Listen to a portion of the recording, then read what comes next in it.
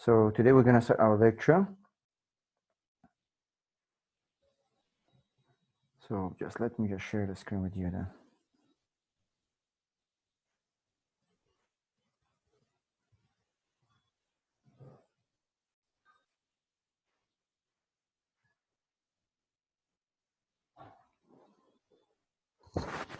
Okay, I'm gonna go quickly over just this lecture because it's just introduction to finance. Just review all the terminologies that you have seen, that you have faced during your studies regarding the finance. So, introduction to the financial system. International financial system exists to basically to facilitate the design and the sale, the exchange set of contracts with a specific set of characteristics. So basically the financial system has got direct and indirect interaction.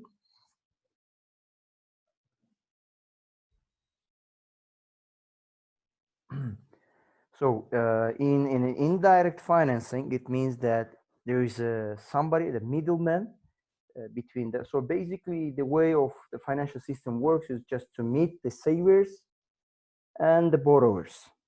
So the lenders and the borrowers. So savers and the lenders, they are the same thing. So when it comes to the indirect financing it just takes into position as there's a middleman like the banks, all the financial institutions that we have in the financial market. So they help to meet the savers with the borrowers. Basically, they get a loan from bank and finance to buy a car. So I mean like a borrower, any potential borrower can get a loan from this is we call it indirect finance. But when it comes to the direct financing, it's the same thing. The sellers of the loans or lenders, they meet with the borrowers, but directly on the financial market. We have asset and liability. This is what we have seen in accounting courses, like asset, what you own, and the liability is what you owe. It's showing you your obligation. So the identity of the balance sheet is here, like asset is equal to liabilities plus stockholders' equity, and all the assets and liabilities items are least from the most liquid to the least liquid, which we mean by liquidity is like how easily you convert your assets into cash. This is a thing that you already know. So this is basically net working capital management between the current asset and the current liability. It shows you how do you manage your current asset and the current liability. This is all about the net working capital management. But fixed assets, there are mostly like tangible assets, and some cases like intangible assets like goodwill and so on. When it comes to the liability part, it has been divided into short-term and the long-term liabilities. When it's like short-term liabilities, like within a year, it is categorized as a current liabilities. But when it comes to long-term debt, like it takes more than 1 year to be expired for the debts. And the shareholders' equity is consists mainly like common stock and retained earnings. So the retained earnings is the earnings that will be retained in the company rather than distributing as a dividends or reinvestment.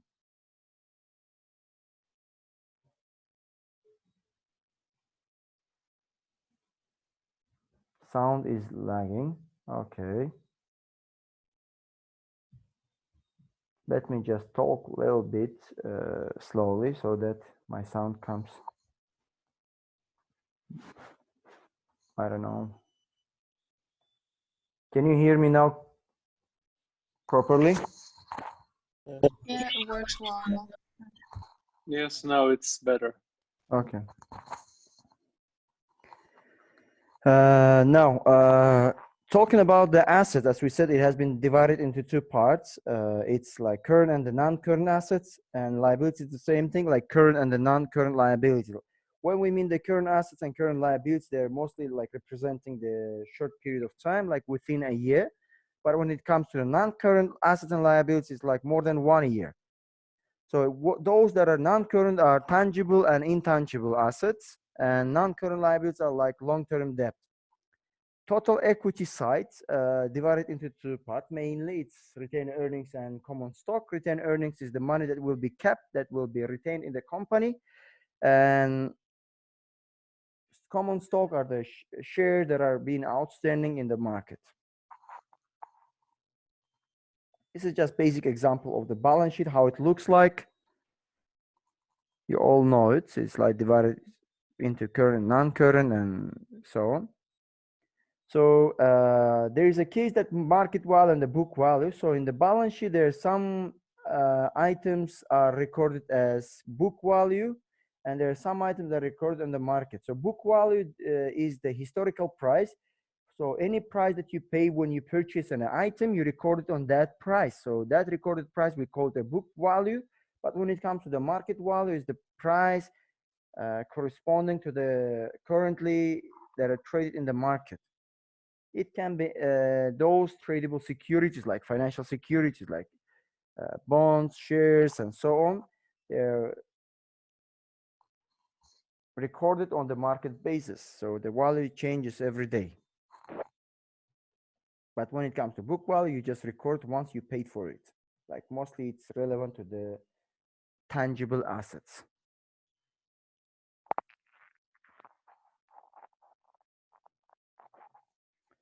And we have on the other side, so balance sheet basically represents the snapshot of firm's position.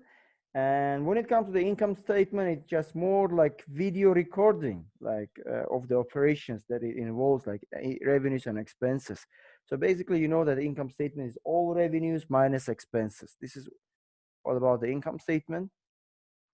And of course, it is arranged according with the principle of the GAAP. And there is another way of principles now, which is IFRS, International Financial Reporting Standards. This is general accepted accounting principles.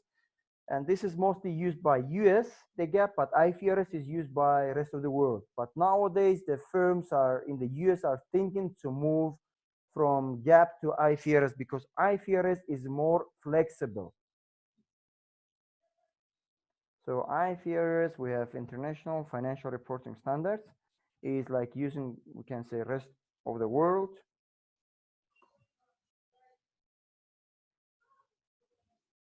Rest of the world. And in US, the SEC, which is Security Exchange Commissions, consisting of more than 6,000 firms, they're planning to move. Actually, they started to move. They started the process in 2015. It's not easy to move just in a just not one single shot, but it takes a time actually.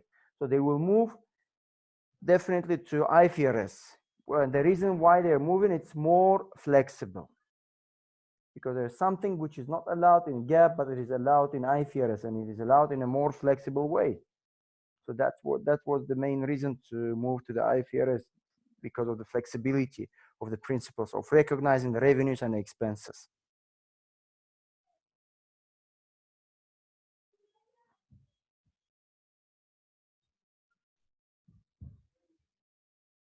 So this is the example like of income statement, all revenues minus all expenses, you end up with net income. And the net income is divided into two parts. It's dividends distributed to shareholders, and whatever is left will be kept in the company in the retained earnings. Like it will be additional amount to the retained earnings, which is recorded already in the balance sheet.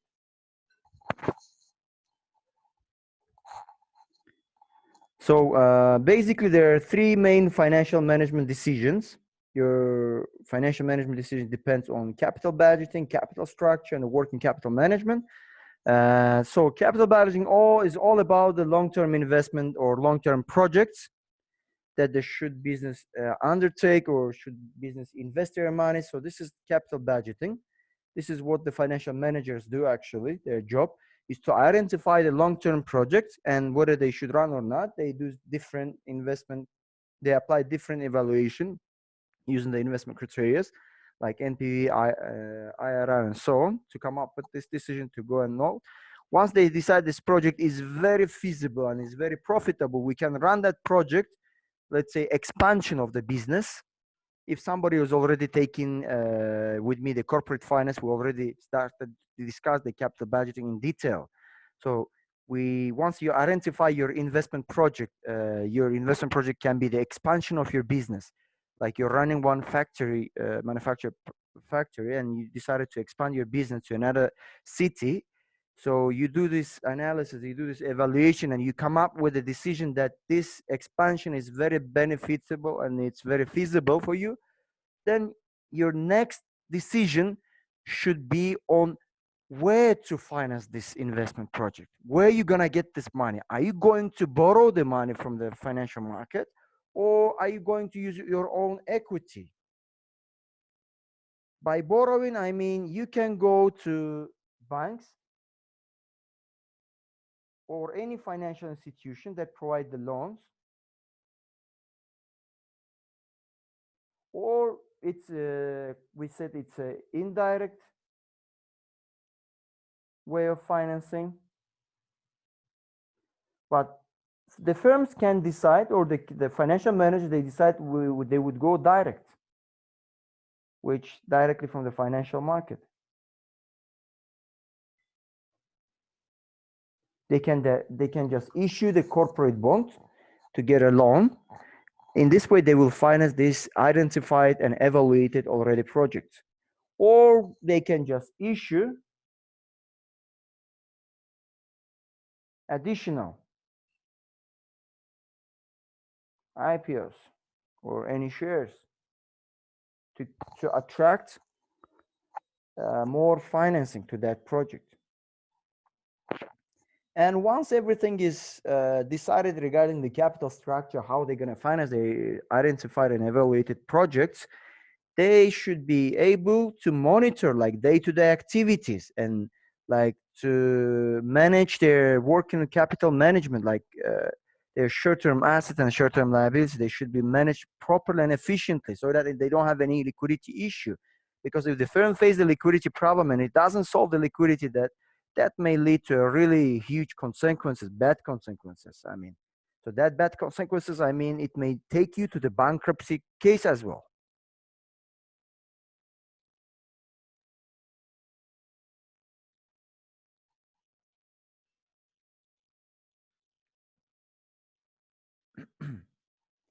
So summarize the things. Financial management decision depends on the three main decisions. First, capital budgeting, decide what long-term investment you're going to run. Second, if you decided, you already identified and evaluated that is feasible project, you have to find out the way you're going to finance it, like where you're going to get the money. Are you going to borrow, or are you going to use your own capital? And the third, you have to be able to manage your net working capital management, like short-term assets should be matched with the short-term liabilities. And this is one of the very important patterns that we're going to study in our financial institution management issue, because it's very important to manage the short-term assets with the short-term liabilities. So it's very crucial for any types of firms. It doesn't mean that it doesn't necessarily mean that it only should be for financial institutions. So all institutions, they should be able to manage short-term, like current asset with the current liability. They should be always matching. Why they need to be matched, we're going to discuss a bit later. So there are different forms of business organization, mainly like three in the United States, like sole proprietorship, partnership, and corporation. Sole proprietorship is more about when there is one owner in the business. They've got some advantages, like easy to start, least regulated, single owner, keeps all the profit and tax at once in a personal income, and some pitfalls as well. Those pitfalls are limited to life of the owners, and the equity capital limited to the owner's personal wealth, and they've got unlimited liability, which means that if something goes wrong with the creditor side and still you don't have enough money from your business to just cover your cost, to cover that credit that you have got before, the creditors will run after you, after your own personal wealth. This is what it means, unlimited liability. So your your liability is not limited. Like if you cannot pay your debt from the company's budget, that means that the creditor will go after your personal wealth. This is the drawback of the sole proprietorship. And it's difficult to sell the ownership interest in contrast to the corporation. And partnership, Some advantages as well: 2 or more owners, more capital available, relatively easy to start, income tax once as a personal income, and some pitfalls: unlimited liability, same as with sole proprietorship, but it depends if you're passive or active investor in a partnership. If you're in a passive investor, which is limited partnership, which means that you are not involved in the management of the business, that if something goes wrong, if the company loses and incurs some losses, and after that the creditors start to run after you, the creditor will be running only whatever you invest in that company if you're a passive investor, not in a general partnership manner. And partnership dissolves when the partner wishes to sell or dies. And it's similarly, it's difficult to transfer the ownership in contrast to the corporation. And a corporation have got advantages like limited liability. So whatever you invested is only the amount that will be exposed to any unexpected situations. So nothing more. There is no way that the creditors or any other stakeholders will go and demand from your personal wealth. Unlimited life, separation of the ownership and the management, like the owners on one side and the management on the other side is on one side it's a benefit, on the other side it can be a big disadvantage. Another advantage is transferring the ownership is very easy, like selling the shares. You can buy and sell the shares in the market, so that means that you're transferring your shares. It's very easy to raise the capital because for the corporation, they've got authority and they have got reputation. They can easily raise the fund through the debt, and as well, they can raise the funds through issuing any shares. So disadvantage is separation of the ownership and the management, like agency problem. I'm sure that you've heard it. It's very popular nowadays. And there are many examples. There are many financial scandals that took the place concerning the separation of ownership, where the agents, they do not properly represent the interest of the shareholders, the owners. Example I can give you, it happened in US. I was reading one article, there was a financial manager. That financial manager, he had an access to the budget of the corporation. He used of that budget $2 million to celebrate the party, the birthday party for his wife. Can you imagine? $2 million of the money was used to just celebrate the birthday party, but the money was corporation money. But of course, he ended up with a jail and so on. So everything doesn't go smooth if you act in this way. And some companies, they couldn't be controlled, and really it led the banks or the financial institution to the bad consequences at the end. So this is the case when the agents, the managers, they do not represent their shareholders in a proper manner. And in the corporation, there's a big pitfall. It's a double taxation. By double taxation, it means in here we got an income statement. So this is the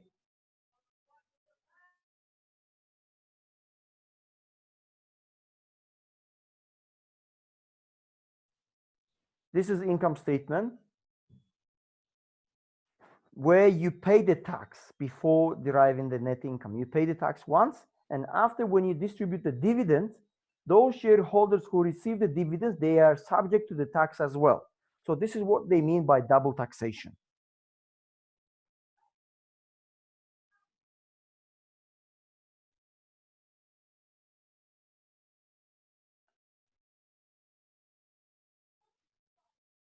So the goal of the financial management is to maximize the profits, minimize the cost, maximize the market share, maximize the current value of the company's stock.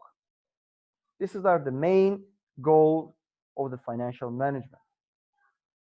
But it does not necessarily mean that the management or the manager, they should do everything to maximize the owner wealth. So they should act in a way that it will not contradict any governmental requirement that has been posted on the any companies to go, like especially for the car manufacturers, especially those manufacturing companies, the factories when they produce, they should be very careful not to pollute environment, the air, the water, and the land and everything. They should take care of that as well.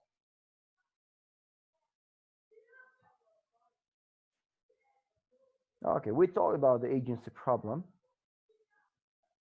As we said, it's just conflict of the interest between the principal and agent. It's between manager and the owner.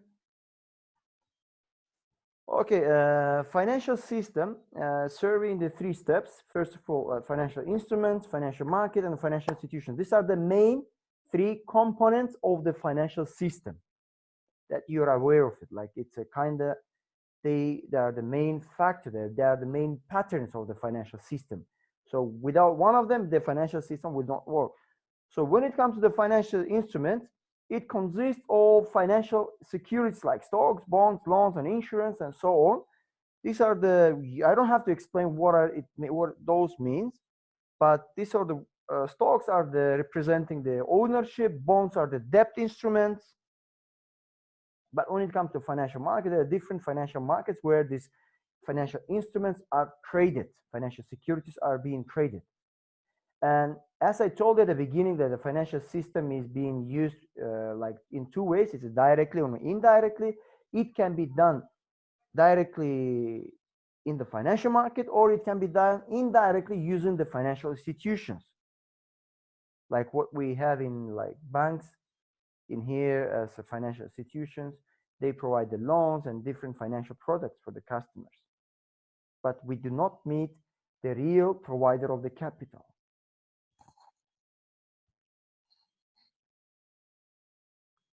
So there are some functions that the financial instrument use are, first of all, they act as a means of payment.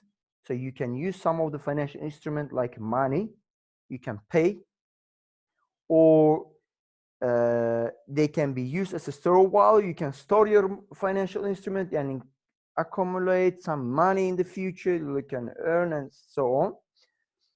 So the financial instrument can be used to transfer the purchasing power into the future. Why it's very important? Because we know that there is an inflation case always, and the money that you keep in your hand is being depreciated. Rather than just keeping your money, it should be like working for you. The example I can give you in Turkey in 2000. In 2000, there was a case regarding the inflation. Imagine somebody like now is for $1. For $1, you can pay 7 Turkish lira. Why I'm giving Turkish lira? Because there was a huge inflation. Why the inflation is important in the financial market? I'm just gonna tell you now. $1, 17 million. If it's 1 million, that means you should have 7 million of Turkish lira. Imagine you have in your account 7 million of Turkish lira in Turkey. You're working, you're a businessman, you invested in Turkey as $1 million, and you have got this money in the bank account today, but tomorrow you wake up and you realize, let's say for this money you can buy now, let's say 10 flats. I'm just making up the number, just 10 flats. With this money you can buy it easily with the 7 million. But tomorrow you wake up and you realize that with the 7 million of Turkish lira, you can buy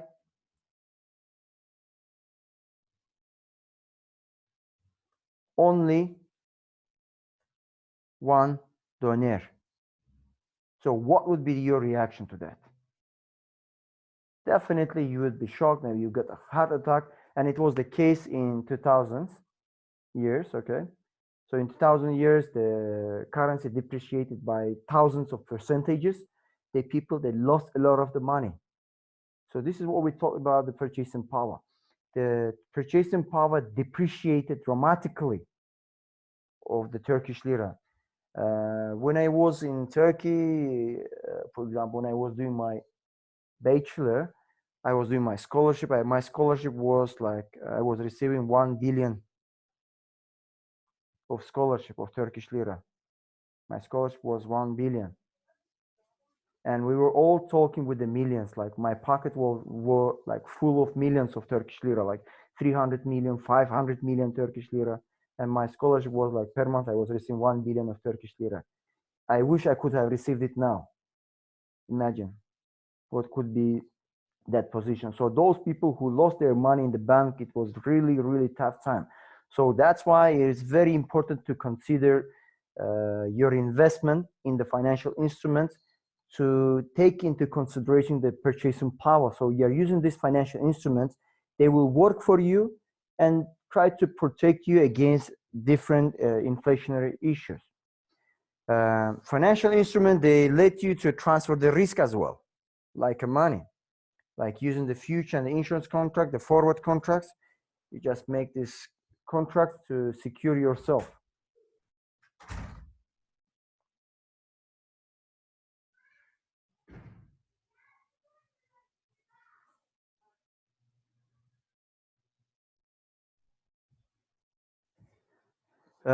Let's talk about a little bit about the financial market. The role of the financial market is first of all is provide the liquidity.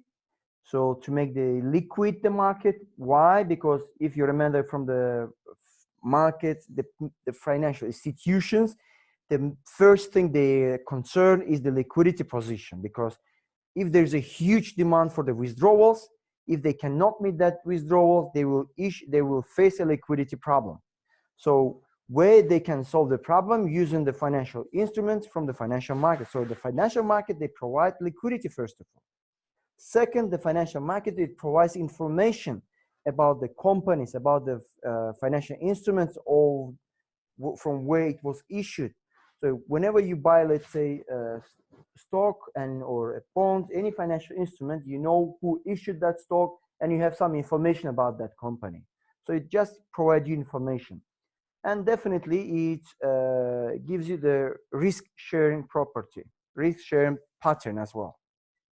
You can place to buy and sell the risk using the future and forward contract option, like call option and the put option. There are some contracts like warrants similar to the options. So these are types of financial instrument that helps you to reduce the risk against any unexpected changes in the value of the currency, in the value of the asset that you hold. We're gonna see them in a very details how this risk sharing happen, how do you secure yourself in a detail, how the financial institution they should act if there is an interest changes, if the currency changes, if there's something unexpected changes in the value, what the company as a financial institution they should do in order to prevent themselves not to incur a further loss or not to incur the loss at all.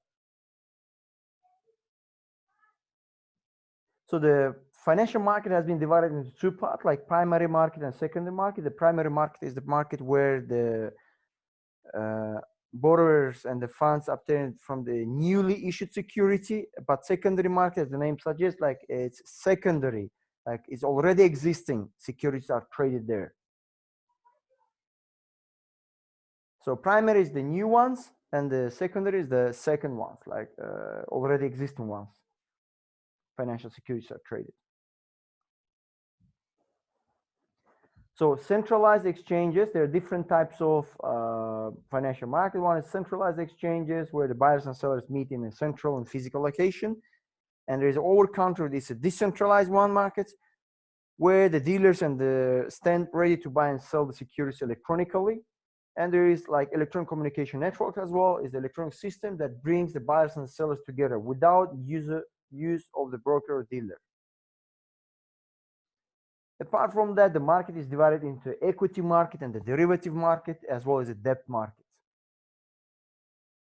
Derivative market are those like future options, warrants, and so on. Like they are deriving assets. They're deriving from some other activity. So debt instruments are categorized into by maturities, like one are money market and the capital market. Money market are like those financial debt instruments that are maturing within a year, And capital market, those debt instruments, they're maturing in more than 1 year actually. So financial institutions are the firms that provides basically the access to the financial markets. Basically, they help savers who wish to purchase some financial instruments directly or indirectly, and to meet with the borrowers who would like to issue them as well. So also the financial intermediaries, the examples are banks, insurance companies, security firms, and pension funds. So healthy financial institution open the flow of the resources and increasing the financial system efficiency. So this is very important for the, so a part of this financial system, there should be a regulator who will control and regulate this financial system, so institutions, in order to arrange the flow of the resources efficiently. That will facilitate and make more efficient the system itself. So the main role of the financial institutions in the market is to reduce the transaction cost, and that will specialize in issuance of standardized securities to reduce the information cost. So the people, they should not spend a lot of time and spend a lot of money on finding and screening out the borrowers. I'm talking about the savers. If they want to save their money, if they want to lend it, they should not spend a lot of money on screening the potential borrowers. And financial institutions, they give savers a ready access to their funds, sorry, to borrowers.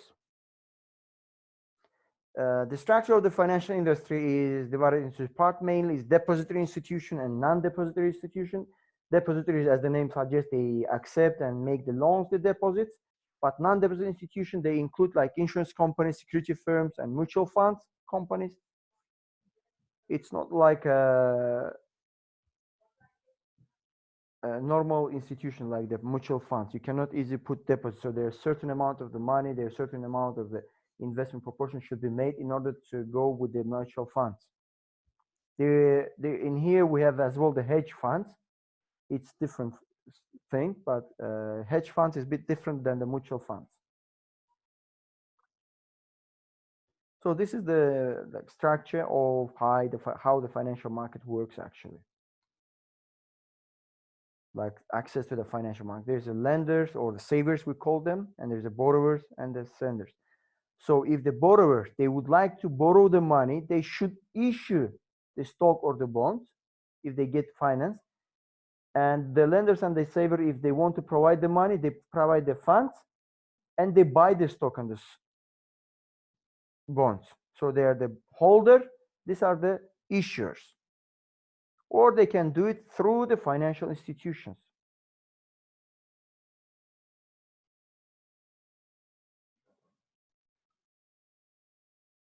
Coming to the financial crisis, it's an unexpected situation that happens during any organization or any financial institution is being doing their businesses. It's kind of self-fulfilling prophecy, believing that the bank will be unable to pay their, and people rush to get their money out.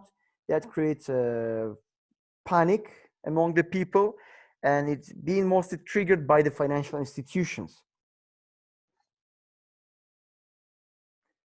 So if the banks or financial institutions are not capable to solve that liquidity problem, liquidity is when the banks or financial institutions are not capable to meet their short-term obligations, short-term demand withdrawals, that will lead to the solvency crisis. And solvency crisis is equal to, we can say, bankrupt.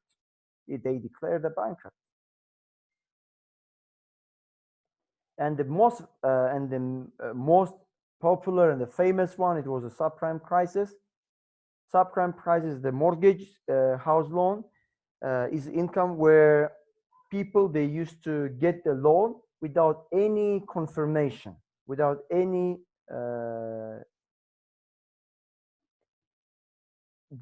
extra additional information required to get the loan. You have to be just a citizen of that country. You have to have the ID. That's it. You go with that ID and you get that loan, and that will work. You don't have to give any financial background history.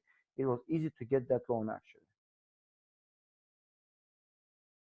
And just before doing that, I would like to share one video with you. This is very important video. Just so it's a credit crunch. I shared already with the people who are taking the, it's very important. I would just want to share to make you to watch.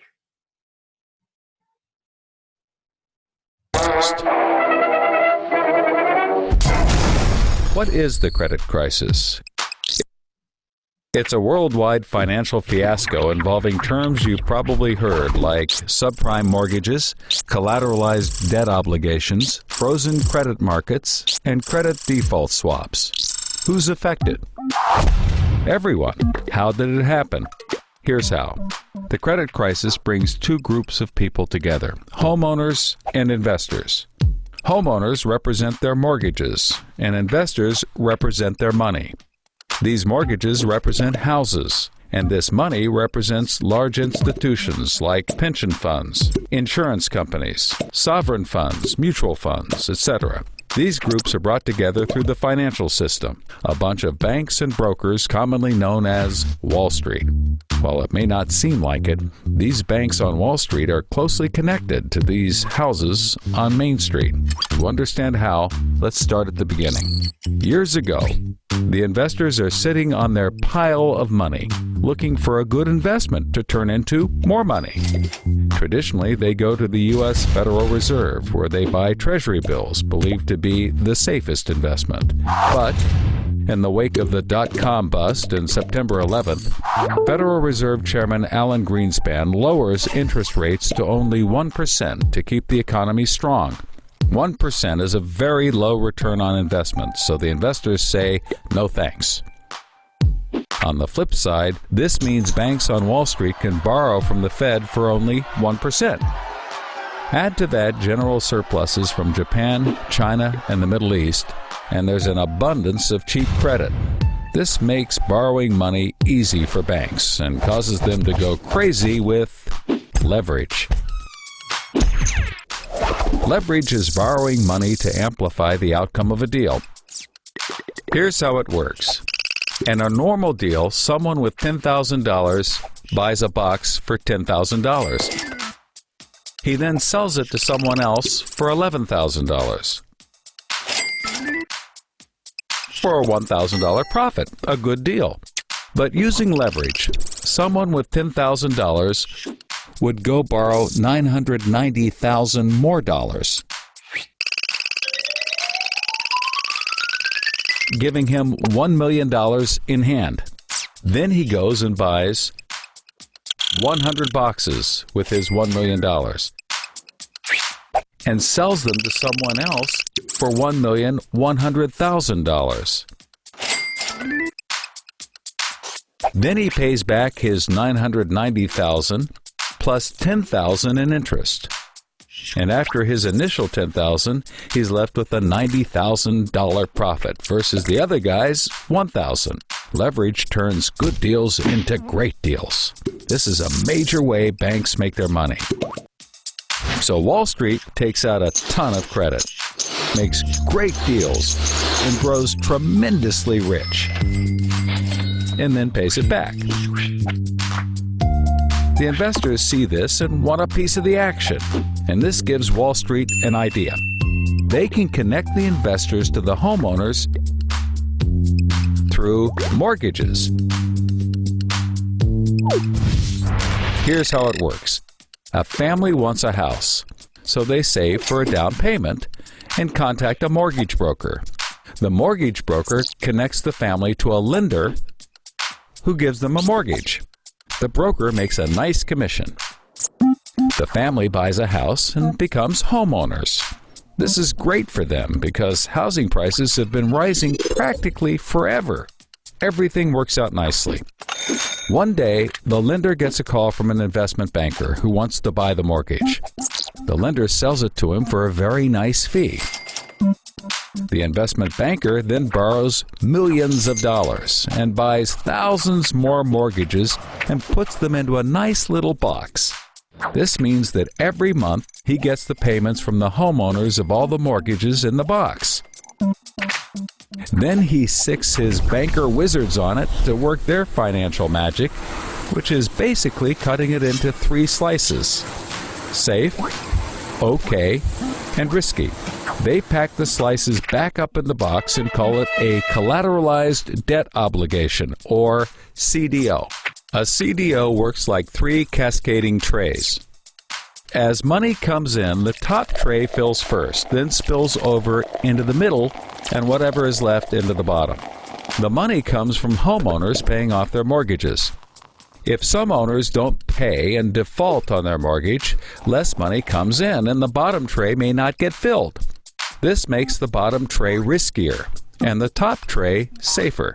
To compensate for the higher risk, the bottom tray receives a higher rate of return, while the top receives a lower, but still nice return. To make the top even safer, banks will insure it for a small fee called a credit default swap.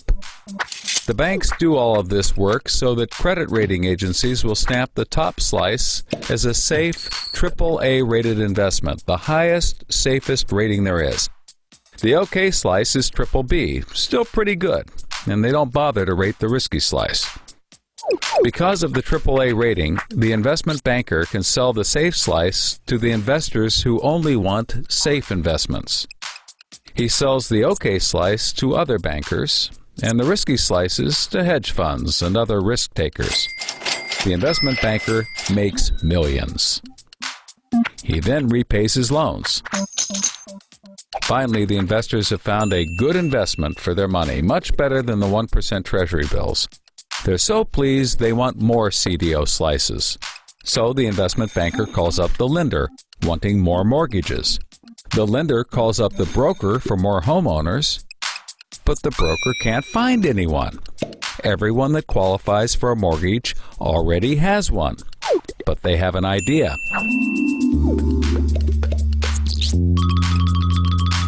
When homeowners default on their mortgage, the lender gets the house, and houses are always increasing in value. Since they're covered if the homeowners default, lenders can start adding risk to new mortgages, not requiring down payments, no proof of income, no documents at all. And that's exactly what they did. So instead of lending to responsible homeowners, called prime mortgages, they started to get some that were, well, less responsible. These are subprime mortgages. This is the turning point. So, just like always, the mortgage broker connects the family with a lender and a mortgage, making his commission. The family buys a big house. The lender sells the mortgage to the investment banker, who turns it into a CDO and sells slices to the investors and others. This actually works out nicely for everyone and makes them all rich. No one was worried because as soon as they sold the mortgage to the next guy, it was his problem. If the homeowners were to default, they didn't care. They were selling off their risk to the next guy and making millions, like playing hot potato with a time bomb. Not surprisingly, the homeowners default on their mortgage, which at this moment is owned by the banker. This means he forecloses and one of his monthly payments turns into a house. No big deal. He puts it up for sale. But more and more of his monthly payments turn into houses.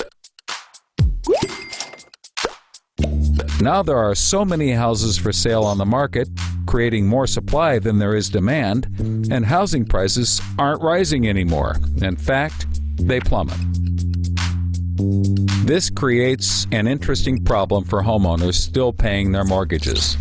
As all the houses in their neighborhood go up for sale, the value of their house goes down, and they start to wonder why they're paying back their $300,000 mortgage when the house is now worth only $90,000. They decide that it doesn't make sense to continue paying, even though they can afford to, and they walk away from their house. Default rates sweep the country, and prices plummet. Now the investment banker is basically holding a box full of worthless houses. He calls up his buddy, the investor, to sell his CDO, but the investor isn't stupid and says, no thanks.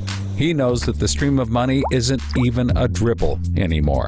The banker tries to sell to everyone, but nobody wants to buy his bomb. He's freaking out because he borrowed millions, sometimes billions of dollars to buy this bomb, and he can't pay it back. Whatever he tries, he can't get rid of it. But he's not the only one. The investors have already bought thousands of these bombs. The lender calls up trying to sell his mortgage, but the banker won't buy it, and the broker is out of work. The whole financial system is frozen, and things get dark.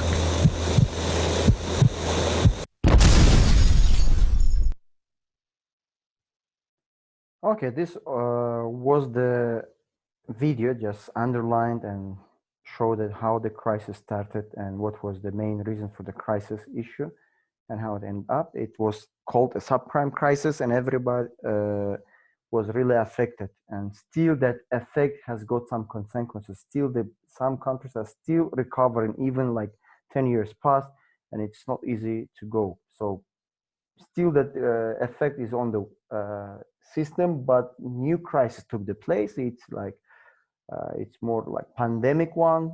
That coronavirus really affected a lot.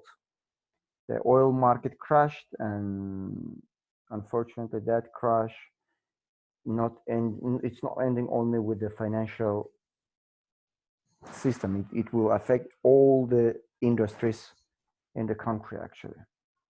And securitization, you already know, like converting a simple loans into financial paper which you traded and so on. So they started to make a lot of money on this, as you have seen it in the video.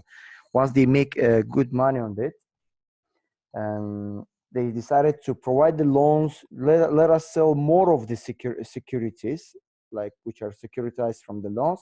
How they do it, they will just finding non-qualified borrowers. From that non-qualified borrowers, they started to sell. But at the end, when the time came to get the debt paid back, unfortunately, they started to default, and they end up with a liquidity problem, of course. That liquidity problem led in the long run to the bankruptcy problem. So this credit crisis had really big and huge effect on the all industries. So these are the list of the financial crises that happened in the world. We can say it's a panic 1919, 1819, and so on, to credit crisis and so on. There goes like German hyperinflation. So as I explained that what happened in Turkey in 2000, it was the same with the German marks. Like there was a mark issue. So OPEC oil price. Look, this time we had an oil price crisis as well, but it was in 1973. It was a supply shock, but this time is demand shock. So what does it mean, supply and the demand shock crisis? These things you should know all, guys. Why? Because if you're doing the financial institution management, you should take into consideration all the aspects of the crisis, why it happened, from where it happened. So in the future, if you face these things, that you should be able to be ready for that. So when it was the supply shock, it's basically the supply was reduced, and it was a price. So it was happened because of the OPEC countries decided to reduce the production. That reduction in production ended up with shortages of oil, and that shortage of oil triggered high inflation. The cost of producing something increased. As the cost of producing increases, that will reduce the demand on the products and the services, basically at the end, as a consequences. And what happened? The countries end up with the recession, and it really took time to recover. But this time it was not the supply shock, but the demand shock. Demand was reduced for the oil, and the quantity of oil was producing, and there was no storages, there was no place where to keep this produced oil, and there was no demand. And the demand, because the people, they were isolated, and there was no need to consume any oil actually by countries. So it was reduced. It was a huge reduction in the demand. That affected as well these days. So still honestly speaking, we have not seen any consequences. The consequences will come. We'll see it. The consequences will take the place, unfortunately, but we should be ready about that.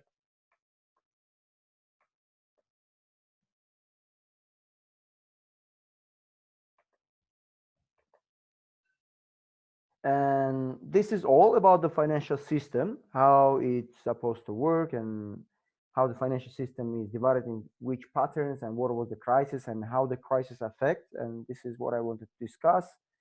And I think we've got only 2 minutes.